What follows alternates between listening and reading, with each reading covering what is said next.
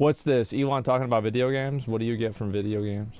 What do you get from video games in general? Is there for you personally? I mean, I don't know if it calms my mind. I mean, you sort of killing the demons in a video game calms the demons in my mind. See, that's exactly the way I say, but everybody says I'm stupid for thinking like that. See, he does the same fucking thing. Yeah. If you play a tough video game, you can get into like a state of flow. Yeah, which is exactly. Very enjoyable. But admittedly, it needs to be not too easy, not too hard. Kind of in the Goldilocks zone. Yeah, true. And I guess you generally want to feel like you're progressing in the game. So.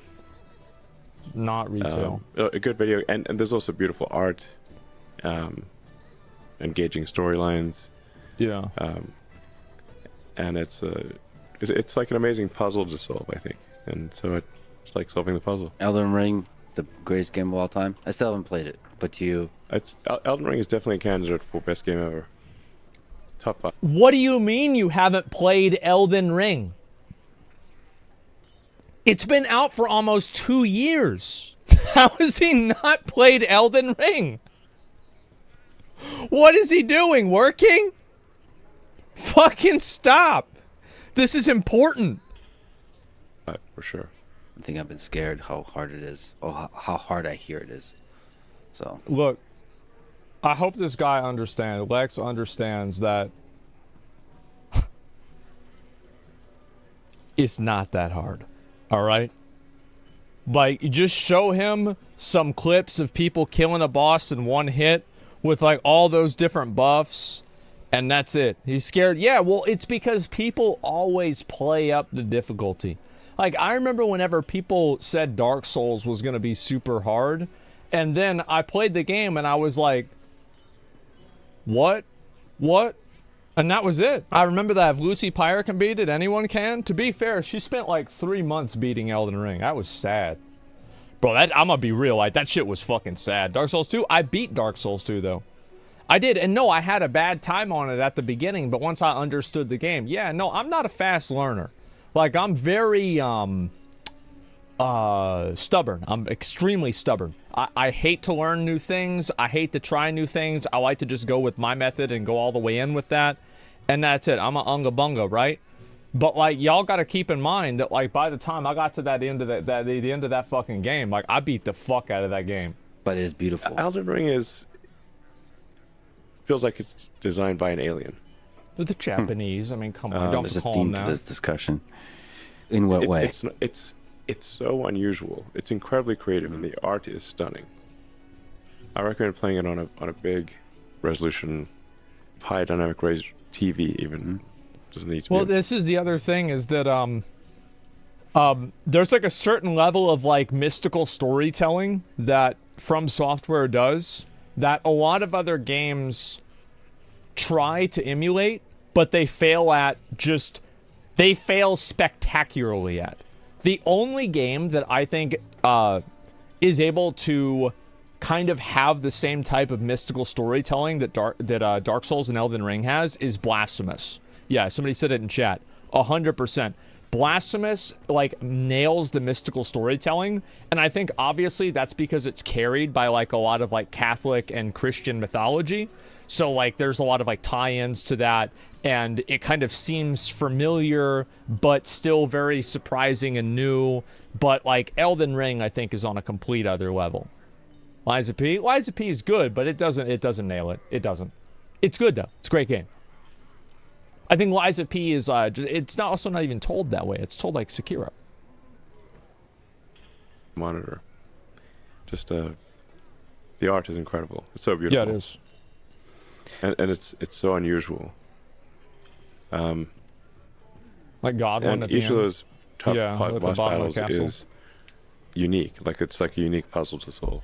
Yeah. Each one's different. And the strategy you use to solve one battle is different from another battle. No, it's not. What does he never know about jump attacks? You tell me he never tried doing attack whenever he in the air? What's he doing? What do you mean a different attack? What the fuck's he talking about?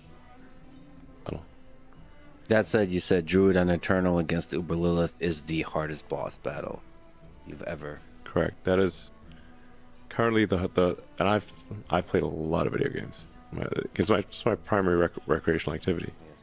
And yes, beating hatred in the Eternal Realm Yeah. is the hardest boss battle in life and in the video game.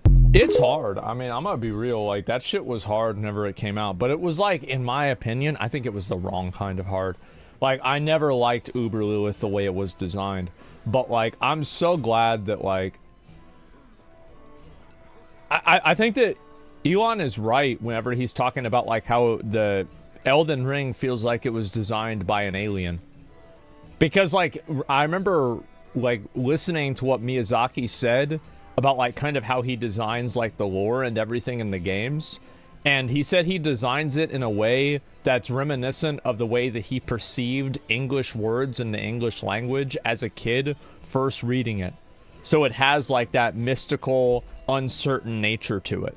So, yeah, I mean, it's actually crazy to me that no other developer, like, Liza P was really good in, like, a couple of ways, and I think it was the closest shot anybody's taken to being able to capture this genre besides From Software.